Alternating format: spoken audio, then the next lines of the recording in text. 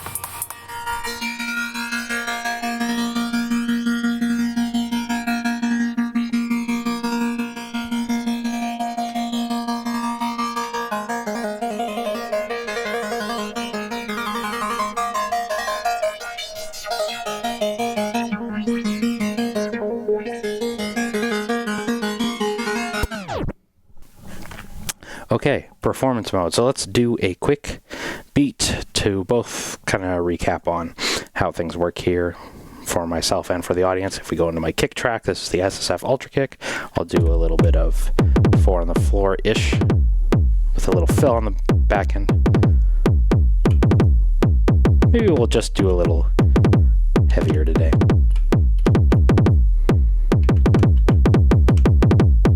Yeah, you know what? I'm feeling, if we're going to do less performance stuff, let's get a little heavier. What do y'all say? And I'm going to distort it a little bit too, just for fun. Because I feel like performance begs for donks, you know? So let's go into our next track. We'll hold track, go do our snare track.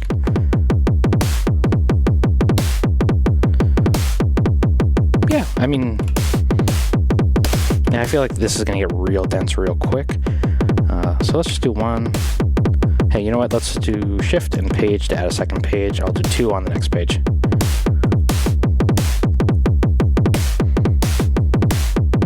Yeah, you know what? I didn't hear that. Maybe we'll do it. Yeah. Yeah. Yeah, okay, I like that. Let's go back to our kick track now and edit. I'm gonna make this a little less dense, but then we'll extend it to a second page.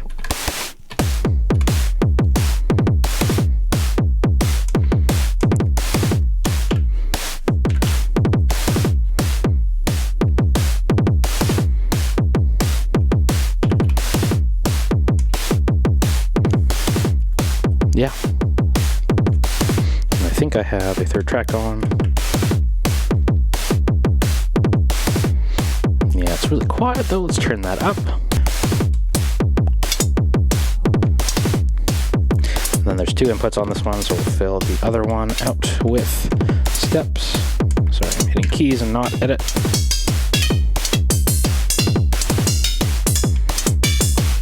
Here there's some, on the synth side, there's some pitch shifting.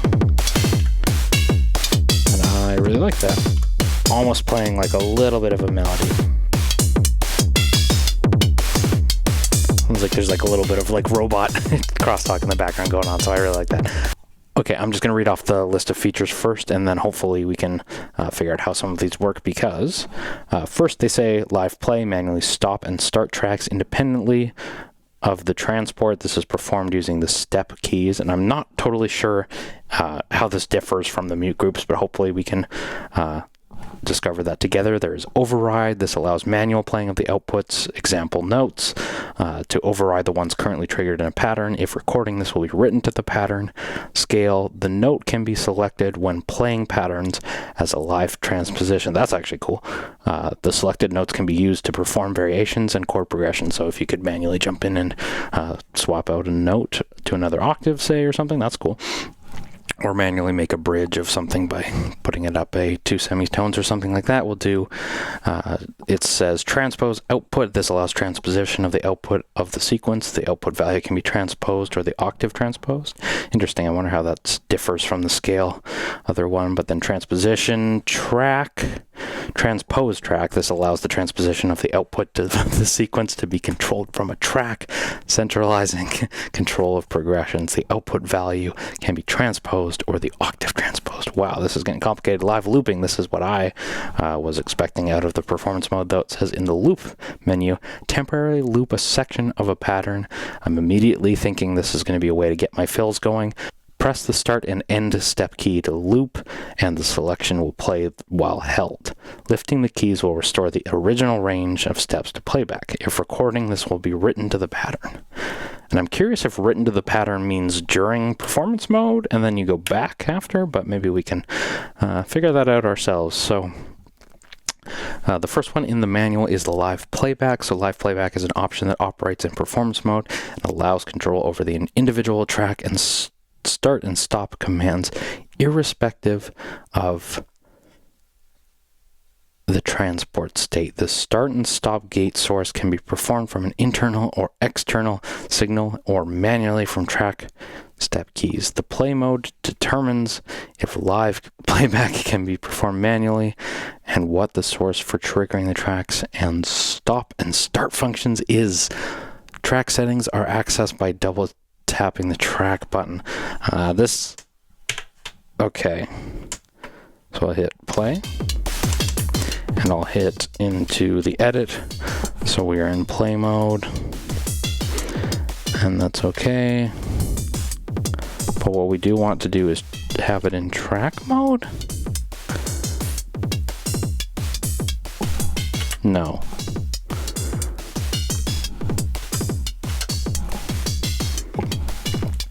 Sorry. Performance on this changes? No, it does not. So if we go into edit now, turn on performance mode, and those are all written to the pattern. Okay. I think there is a piece here. Okay, maybe, so if I go into edit, if I hit loop now and switch to performance mode, this is different.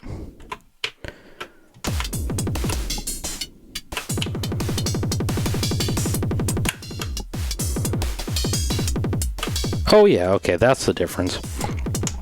So yeah, okay, I guess when you have it in the loop mode, and I'll be honest, I'll just say I think this is a little too obtuse for me.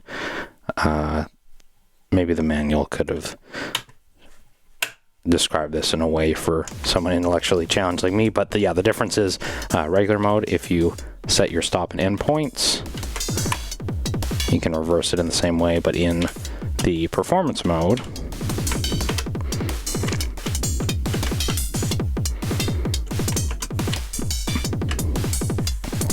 so we have our loop right now, but if we go into performance mode, you can do fills by doing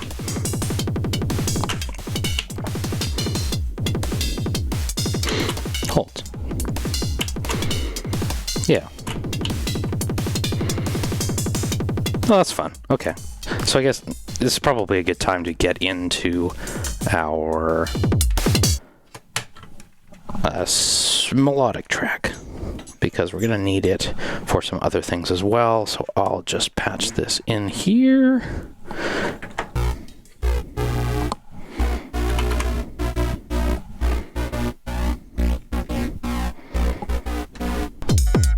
So yeah, now we go into our loop, do performance mode. Oh, there's an ARP.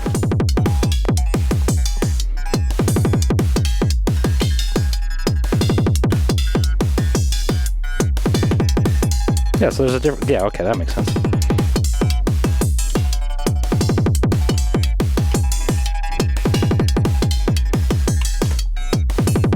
If I switch this back on, does it automatically come back in? No, just hold it. And then I've got a little reverse loop for fun. Let it go. Yeah, that's fun. Cool. Okay, let's try override mode now. Override is a performance mode feature that allows notes to be manually played when in the keys menu page to temporarily override the note values playing in the active sequence. Performance mode should be on and the chromatic notes played back using the step keys. To latch the manually selected note value in performance mode, hold shift before releasing the key. So let's hit play. We'll go to keys, we'll hold performance mode on.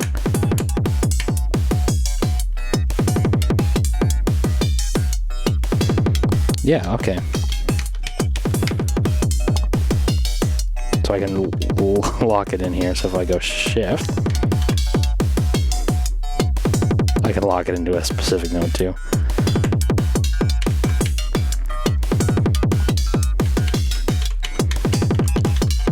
So I've mangled with it in that way. If I go back to non-performance mode, back to the regular pattern. The scales and transpose we went over in the other video. The live looping we covered as well. That's the performance mode options in a nutshell. I think, to be honest, I struggle with these ones a little bit. It's a little finicky for my like, but I think the core workflow is so good that you can just... Actually, you know, saying that, the fills, that's a good way to do your fills, I'd say. Before we were talking about, I asked them if there was a fill function or something accessible via the performance knob, and the manufacturer said that it wasn't that way because you could use an external source to drive it through the gate inputs, and that's not something I am interested in doing, but you can do it by going performance mode and holding keys, or holding the loop function is what I'm trying to do for this kick, right? So I don't get divisions unless I select another empty pattern that happens to be beside it, but this is how I would do rolls or build-ups, right? Now I understand that multi-track recording is coming. If there's a way to do multi-track fills in this way, that would be killer. Yeah.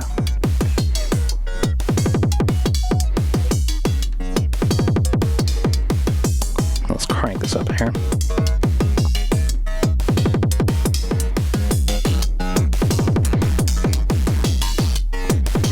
Sorry, gotta go into my performance mode. Ready?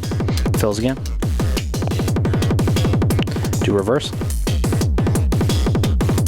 Yeah, yeah.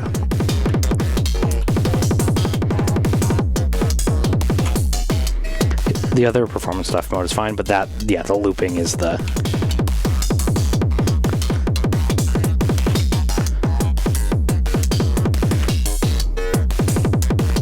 Yeah, that's, I want, again, this is like the classic Eurorack person where we always want our own input on how it's built and stuff, right? And I'm thinking immediately, like, if there was just buttons dedicated to the individual tracks, maybe there's a way in which I could do a holding of them and then a rolling of them in that same way here, right? So I want these to be applied to all of the tracks, right? Not just this one. I don't know if there's a way, but then I'm also like, I don't know, if they were to make that happen, it would be in the very Eurorack way, probably, of like, oh, here's some crazy button combination where we did make that happen in this way. So I'll give my final ramblings on the Cusine. The build quality is really nice. I actually was like, well, it's a shame I can't rack mount it because I don't want to give it rack crash or anything. But then I'm like really enjoying having it on the table here and not taking up the the width in my case. And so anyway, that was just sort of an unexpected thing. I really like the build quality, and it's really fun to explore. I said this in the second video, which I just want to reiterate again if you didn't see that one, or you only saw the first, or you only saw this one. There's something like fun and charming about noodling with the Cusine. Like on paper, a lot of the stuff is really obtuse, like the button combos you have to do, or the things you have to remember, or the screens you have to read to figure out what BPM you're at and whatnot, and the lack of screen. Did I mention the lack of screen? But for some reason, where I hated it on the Oxy One, it's just like a joy. It feels like fun to explore the floating knobs Cusine, and I don't know why that is. Because again, on paper, like some of these things could be really annoying, but here it just feels like solving a puzzle in a fun way. I don't know why. It just like feels rewarding to get through and like satisfying to, you know, and again, I think I came to the conclusion in the second video that like that is because it's so performance oriented that it just feels like the basics are really easy to get to, and then everything else is just kind of like the little something to unlock, which is fun. And with that being said, I think we should just jam this out and try and demonstrate some of the live looping capabilities here. So, all right, with all that being said, thank you so much for watching. I've really enjoyed my time with the Cusine. This thing is a lot of fun, and take care. I will talk to you soon.